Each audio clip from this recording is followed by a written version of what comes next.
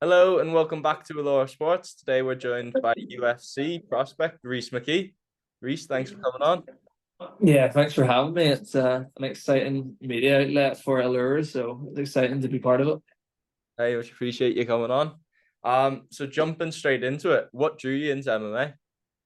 Yeah, Drew, like MMA was just like something I done to fill my time while I was like waiting in football preseason, just to try and keep fit over the summer, and then MMA like maybe was my calling that way. So I went and tried it, realized how useless I was at it. Just got the bug and wanted to keep at it. Um, so throughout your whole career, you've had really tough fights, even coming up through BAMMA. You fought Jai Herbert, you fought Richie Smullen twice, once on amateurs, once professionally. Tim Barnett, you fought twice. What was kind of the idea behind that? Just like from a young age, it was always like fight whoever I had in front of me, to be honest. So I just fought whoever. And if them guys aligned at the right time, then it just turns out I had really hard fights. I was never one of these guys to ask for a different opponent. And I think, it's gave me losses along my record that I probably wouldn't like to have, but at the same time, I know that I've always fought anybody in front of me. So I'm happy with how it all went. I fought some good guys, as you said, beat some really good guys. So it's all part of my journey. Building on to that, we've actually got a fan question, and it's about your first pro fight. Johnny Jitsu Redmond. Mm. Obviously you were 2021 and you were going in against a man who was very experienced, very well known in the Irish scene. What was kind of the thought process behind that fight? And were you happy Yeah. with the way it played out?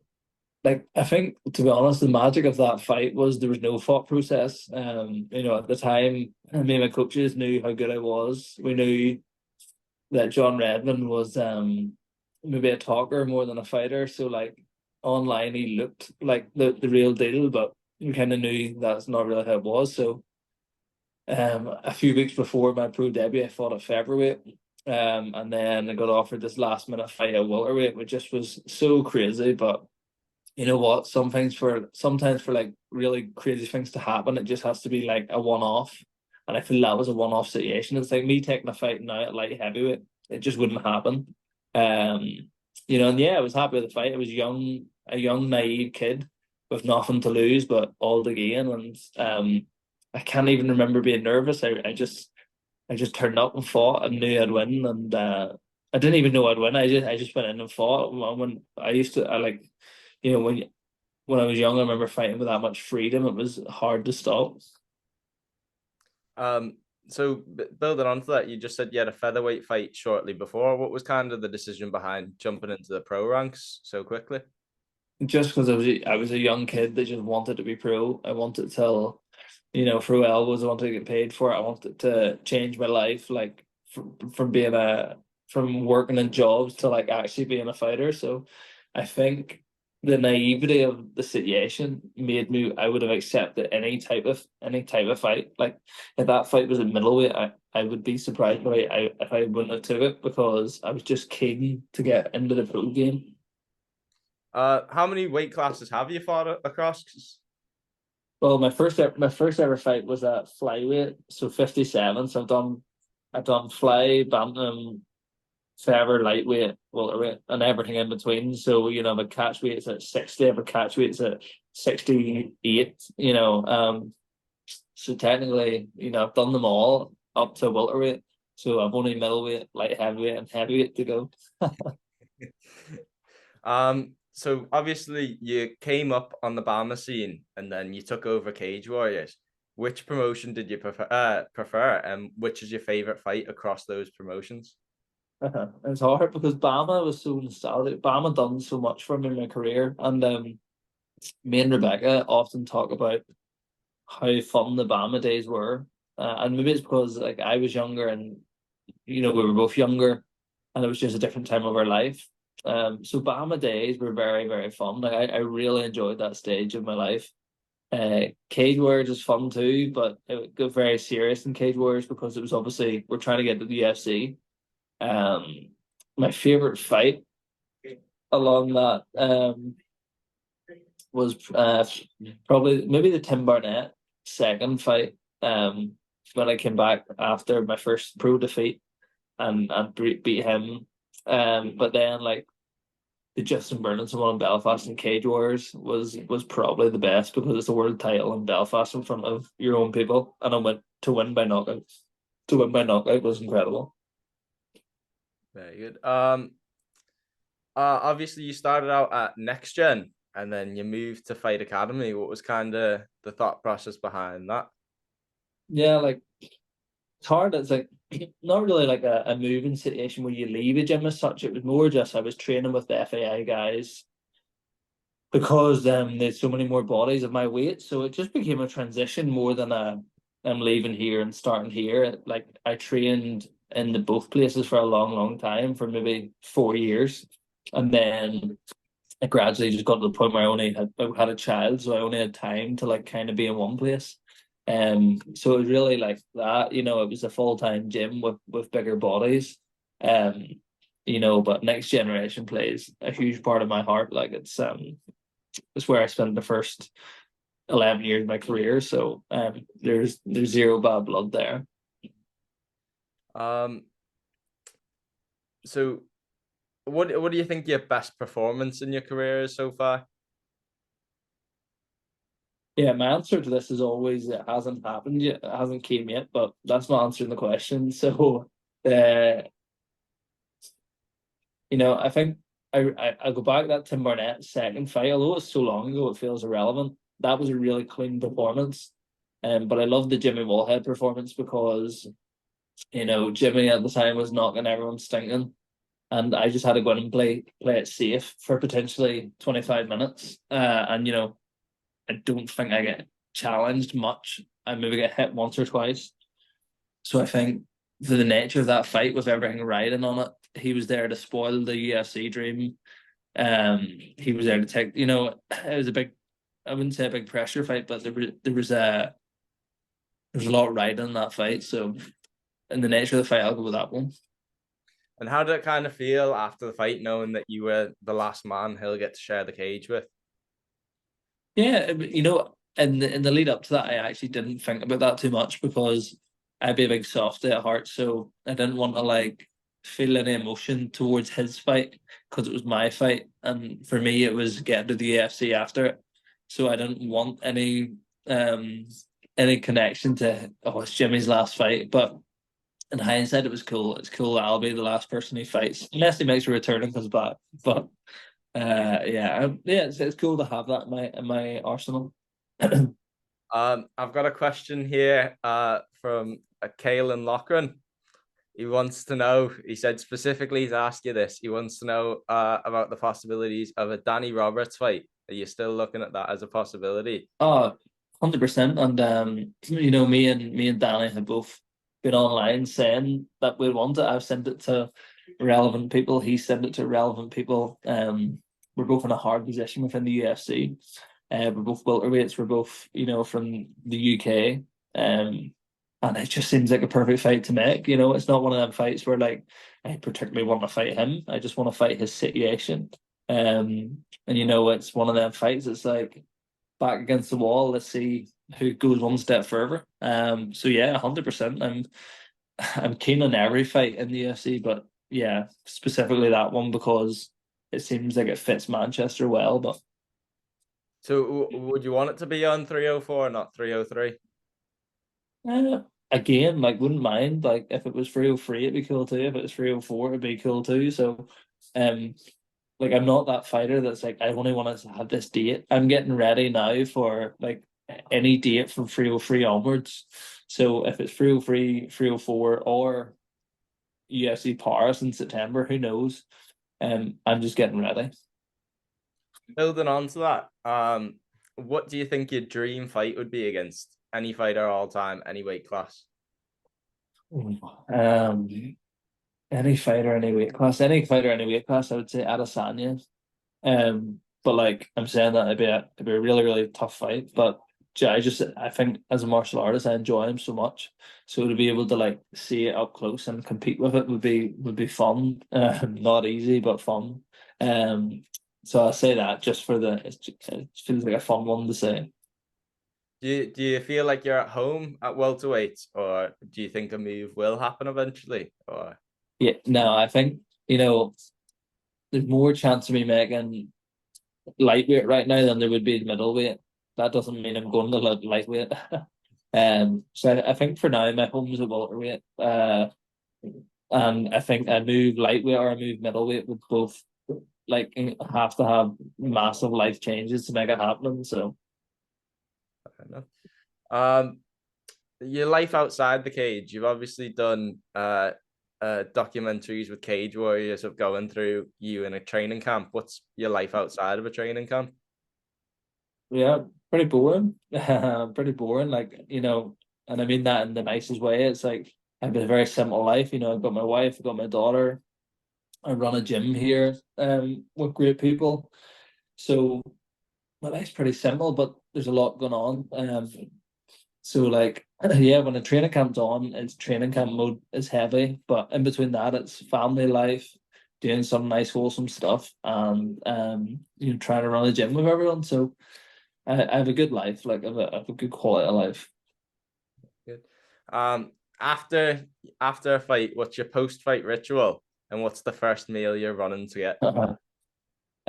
Always a sucker for burgers. So the ritual is normally me and Rebecca try and get away for like a little holiday or mini break. Maybe even where we're like kind of fighting at. If it's somewhere nice, we'll stay on. But then fight meal is like, see, to be honest, is any fight meal is pizza, burgers, whatever I can get my hands on. That depends again, depending where we are. Where is the best place for food in Ballymena? Well, Ballymena is easy as Middletown. It's a little coffee place and it's in the middle of the town, but it's on Wellington Street and I've been going to that place religiously at least 4 times a week for the last 6 years maybe. And great people with even better like values as people, so they're fantastic. Obviously, you're quite distinctive with your tattoos. You've had the eagle on your chest for a long time and the arm sleeve. What's kind of the story behind them and the back piece? The unfinished back piece. I wish I could give you a better story to these tattoos, but you know what? Again, being a bit younger and a bit naive, I knew tattoos were cool and they were something I was into, but none of them really have a massive meaning. I've got like my dad who passed. I've got his signature in my hand, which is nice. I've got like there's none other that there's nice wee quotes like I've got congratulations on my right hand. It's because it's a song from Post Malone I used for a long time, but I don't like. There's no real deep stories behind them. I do have some plan for Ruby, my daughter. Like that'd be nice, but um, I'm being patient to pick the right thing. Fair enough. Um, what would you find is your biggest motivator? Is it your family or is it something in yourself? I think like you know what it is. I think like the motivation is that I've spent so long on this journey and I'm still not where I want to be just yet. So the motivation is what I've already invested in time wise. I want the best life ever for my family. That's really important to me too. So I just have to do whatever I can to make that happen. And so yeah, that's kind of what you would say it is. Fair enough. Um, so obviously you run your own podcast and you run your own gym. Uh, how does that kind of fit in with training? And what was kind of the thought behind opening that? Big challenge, big challenge. The gym is not as much of a challenge because with fantastic people that work in it. We have a team that make it happen. When I'm in fight camp, it's a wee bit less involving me. When I'm out of fight camp, it's a bit more involving me. So that's good. The podcast is something that I haven't found the way to make it fit just yet. So it's kind of been shelved and not as active as I would have liked it. But I will fix that in due time. I'm one of these people in life that always likes to be doing more than one thing. So that's the reason why I do I have the podcast, I have the gym and all this other stuff. I like to be a busy person. Who's the favorite person you've had on so far? Oh, I done a good one with Paul Hughes. It was fun. I done one. They're all, you know what? They're all at this stage of the podcast. They're all fun because they're all like first kind of, your first 20 guests are going to be your favorite guests because you go to your favorite one first. So, to protect myself from anybody listening, I'll say they were all my favorite. And have you got anyone in mind that you'd love to have on, like your dream podcast? Again, just I still have this heavy list of people. Well, I'll give you my dream one as in unachievable right now. I would like and then I can't even give you an answer. There's someone I was talking about this the other day. There's a guy called Simon Sinek that's a very like influential speaker. I would like him on. I'd like McGregor there. I would like who else would I like? Maybe like a Joe Rogan kind of guy. Maybe people like that. That would be fun. So obviously Paul Hughes and you have quite a good friendship. He got his nickname from McGregor. Have you met McGregor yet? Not any more than passing. No, we've like passed a few times, but not like a proper interaction as such. But I'm sure we will someday. Um, Obviously going on to Paul Hughes, he's of quite a good relationship. He's just made the move to the PFL. What's that kind of like for you seeing your best mate in a sense?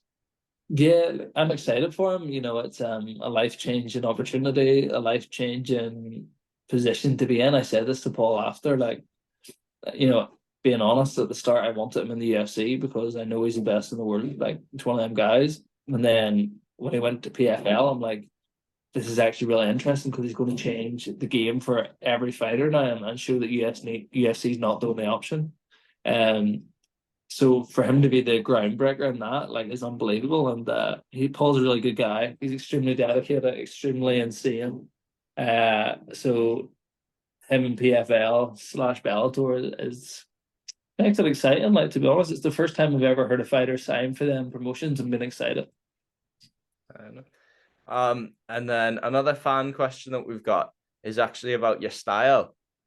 You started out when you were younger using quite a bladed stance, being quite bouncy. And as you've kind of evolved as a fighter, you've come in with a bit more of an upright, more settled stance. What was kind of the move behind that, and how do you feel like it's affected the way you fought? Probably getting a wee bit older and maybe less mobile. So maybe settled more that way. You know what? I think it's probably just evolvement in the arts. I've been training, I've been training for 15 years. So like naturally there's gonna be a progression. And I still like that kind of bladed style. But yeah, I think as I move through weight classes as well, my style's changed at times. So the closer I get to heavyweight, the less moving I do. Tom Aspinall's next on your list, is he? Look, I don't know. He's frightening. Frightening. You got the battle of the tattoos right there, though. See which one's got the better ones. Yeah, I don't know. That's yeah, I think I'd maybe have more. No, he is a huge back piece. He wins. I just have to win. I just have to win the fight. So you've obviously traveled quite a bit with your fighting so far. Have you got any places you'd like to travel to fight in, and also places you'd like to go out and train? I'd love to get. I'd love to spend some period of my life in Vegas training. I think that'd be fun as long as I could do it with a family, and that would be the move. I would like to fight in like Asia would be cool to fight in. Like I feel like I'd like to feel the martial arts roots, like where they are. Um, I'd like to fight in New York. I'd like to fight everywhere. There's not a place in the world that's a cool place that I wouldn't want to fight. So, but I think Asia would be cool. I love Vegas to fight in, but I would also love to base myself in Vegas. Fair enough, very interesting. And then this is a bit of a weird question. This is a question we asked Lewis McGillen. If you weren't fighting in MMA and you had to fight in any other form of combat, what would you choose? But not MMA. You know, the one that's interesting me at the minute is karate combat. Right. I feel like it's interesting. I don't know. The only thing I don't like about it is I've seen a lot of like former fighters doing it, so I don't like that piece because and I'll only be fighting anywhere if I'm in my the ultimate best position. You know what I mean? Like I'm not gonna be over the hill and fighting and then go fight somewhere. So I'd maybe say karate combat or yeah, I'm not gonna give you the bare knuckle answer. I'm not gonna give you but yeah, probably karate combat. Fair enough. And then what advice would you kind of have for young amateur fighters coming up through the scene now? Just take your time. Like it really isn't about enjoying the journey. I spent so much of my amateur career and so much of a lot of my career wishing things would move faster, wishing people would pick me, wishing people would, I'd be the one to get the fight. But no, it's just relax and just take your time. It's all gonna happen. You know what I mean? It's like don't like just be so dying to get to the destination because when you get to the destination, the only thing you ever think is, I wish I could have took my time and enjoyed it a bit more. And I'm saying this, I've said this to so many young fighters with the UFC, like you're already in the UFC before you're there because it's the exact same when you're there. Like nothing's different. Like you think you like when you go from Cage Warriors to the UFC, you think, what's going to change? You go to the fight day at the same time. Yes, you wear a nice fancy Venom tracksuit that was free, but like you still wear your own clothes. Like you know what I mean? Like you think everything's different, but it's not. So I think like if I could give anybody advice, it's like realize you're kind of already where you want to be and enjoy the journey. Fair enough. Obviously you've been signed to the UFC twice now. You had that iconic call out with the UFC sliders. Would you say that's the biggest moment in your career so far, is getting the call up? Yeah, kind of because it's a kind of because I haven't got the results yet, so it's bittersweet. The most amazing moment in my career at the minute is winning the fights, like winning the world title, beating Jimmy. Getting signed was cool, but getting signed's cool when you go there, cement yourself, and become a fighter in there and win. And so for me, I can't give that answer until I get my result. Fair enough, fair enough. And going back again once to your gym, what was kind of behind the scenes of you wanting to open it? Because you, correct me if I'm wrong, but you used to go to a gym where I've learned it from the YouTube video from Cage Warriors of you battling somebody on the rowers. Was it that kind of gave you the inspiration, or what was kind of the thought process behind it? Uh, no, not really. It was like uh, I just wanted to be a place where people could come and enjoy the environment and train and get fit. I seen a gap in the local town of like where people didn't really have that, where they could, where they could train and like enjoy the experience. Because gyms, like in all over the world, they're so like people think there's something they're not. So I just wanted to kind of change that for people in the town, and we've been here nearly 5 years, just 4.5. So changed a lot of people's lives and done a lot of good things.